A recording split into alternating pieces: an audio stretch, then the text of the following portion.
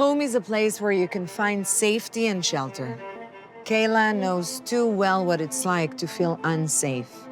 As a Black trans woman, she has grown up in a world that casts her out for simply being who she is. But she's determined to live her truth with dignity and impact others like her by creating the safety and shelter of a home that every one of us deserves. This is Kayla's impact.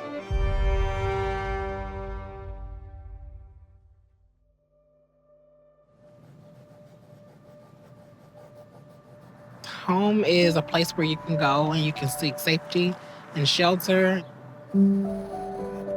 Home is like a sanctuary.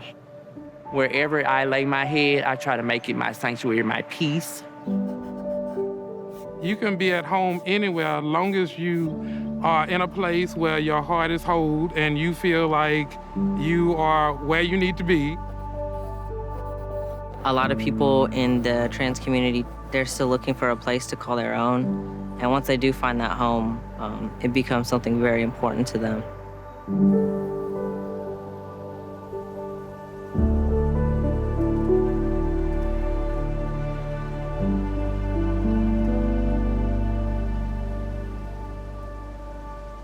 We got to get our survival kits. We're doing about 25 to 30 this week.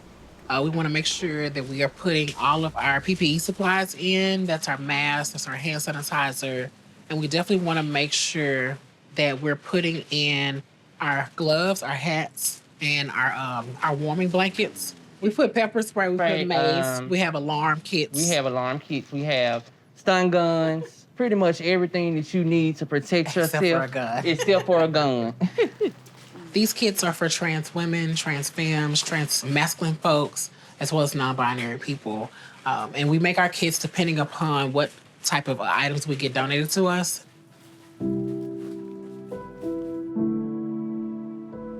Growing up here in Memphis, I was a very quiet, shy child.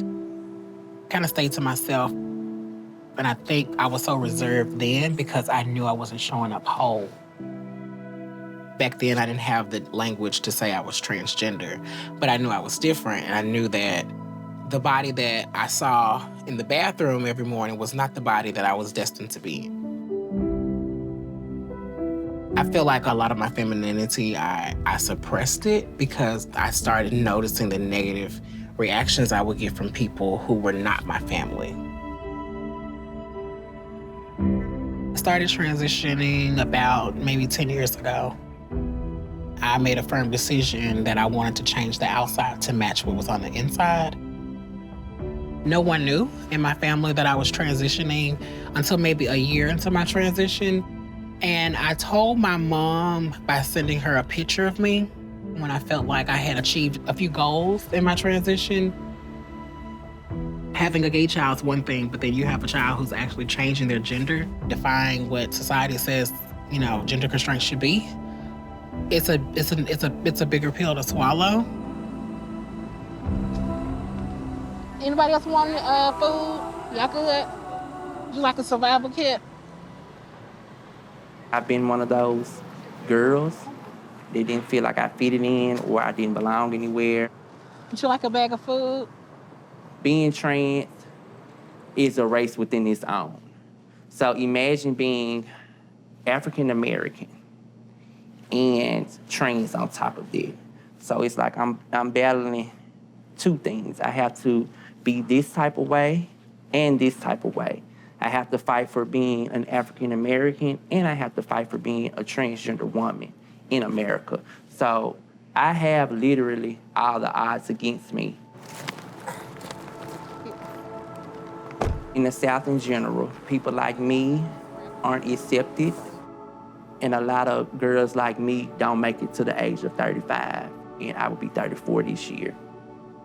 So that's a blessing within itself because I've seen so many girls die at 25, 26, 22, over people just not accepting them for being who they are. You be safe, okay? Have a good one, be safe.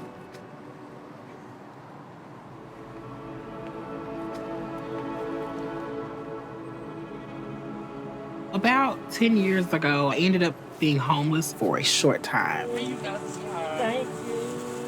I was stabbed 5 times. Both of my hands were slit wide open with a butcher knife. And I remember one night, and I was like, my mom can't find me.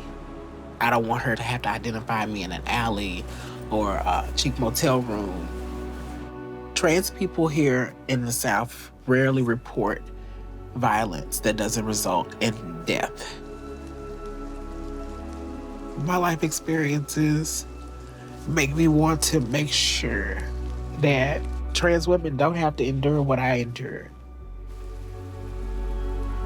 I knew that I couldn't just not do anything in my hometown about homelessness.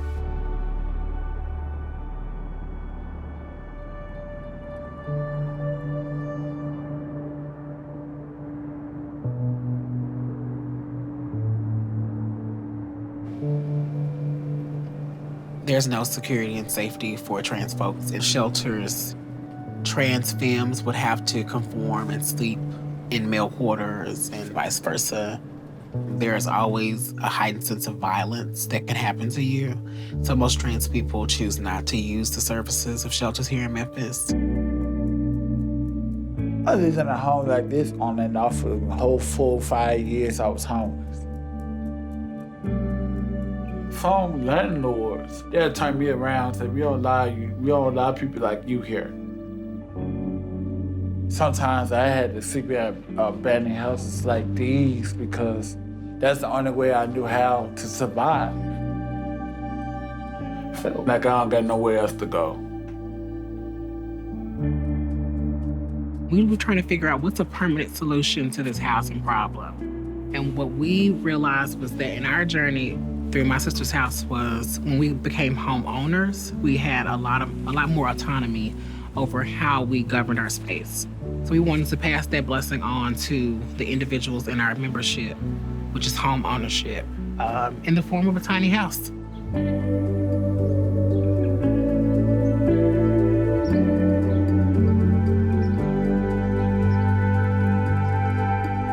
So I am here at our first site.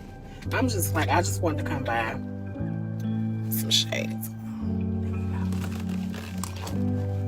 Okay, so we are here. I'm gonna turn this camera. And here is our 2 tiny homes, our first 2 tiny homes. We'll walk on in. So you can get an idea of what it's gonna look like. And I also wanna show y'all the neighborhood, just to show y'all.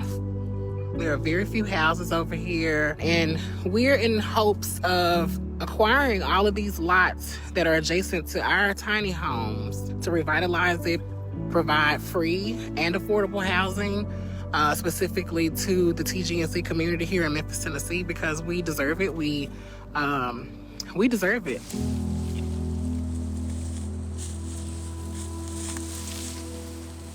So today we came out to clear up some of the debris so that we can go ahead and get the land prepared for us to start construction over here. We have some staff, some volunteers, and some members of my sister's house here today. This particular lot, there hasn't been a house here in over 12 years. The house that was here burned down. No one wanted to rebuild. And people just come here and dump tires and like a lot of the stuff that we've seen today. It has been a lot of work. And we've had to raise a lot of money. But I have a community that is really, really counting on me to make this happen. And I'm still amazed that we were able to come up with this idea and we were able to execute it the way we've been able to execute it. We want to be able to help people plan ahead. These homes will allow people to plan for 5 years and plan for 10 years. People can go back to school. People can actually live a full life thriving versus only being able to plan for a week or a month in advance. And watch your step, we're still under construction. This looks amazing. Wow. Okay, I'm excited. This gonna be my living room, my bedroom. Both.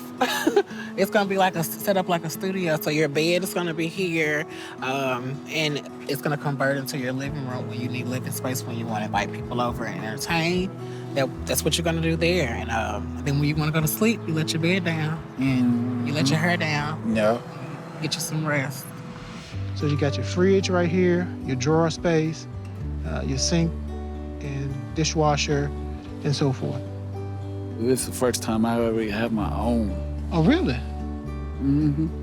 This is a long way from being homeless, ain't it? That's a long way from being homeless Yes. and being on the streets.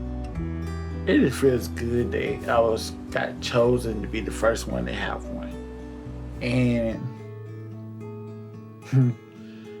yesterday I was thinking, like, God, wow, this is the first time I ever had to have my own home. And I was supposed to start in tears yesterday. Yeah, did I?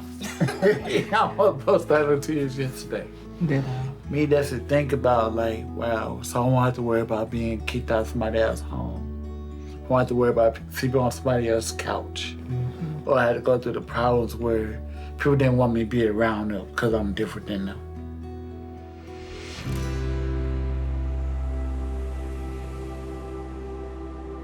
If there was one thing that I would like people to know about trans folks, is that we're human, that we have feelings, and that we're worthy. Like, of everything that we're asking for or everything that we're entitled to, we're worthy of it. We are sitting here in a house that's completely built. Somebody has to inhabit it. And I think it should be you. What? I think this should be your house. Oh, You didn't know you was gonna get a house today, did it? I didn't even put it in retrospective or just, girl, you know I didn't think nothing about it. You have shown a lot of courage. You help a lot of people. You nurture people.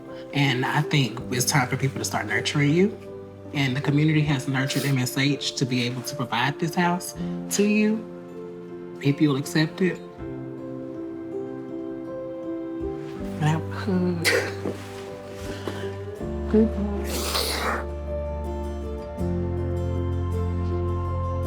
Now that I'm able to express myself and my gender expression is outwardly everywhere and you can't hide my transness, I feel like I'm a whole new person and I'm able to do things like the Tiny House Project and be on a national level where I'm just all out there. There's no secrets. You can show up how you want to show up and people are going to perceive you to be whatever they want to perceive you to be. Just be true to yourself.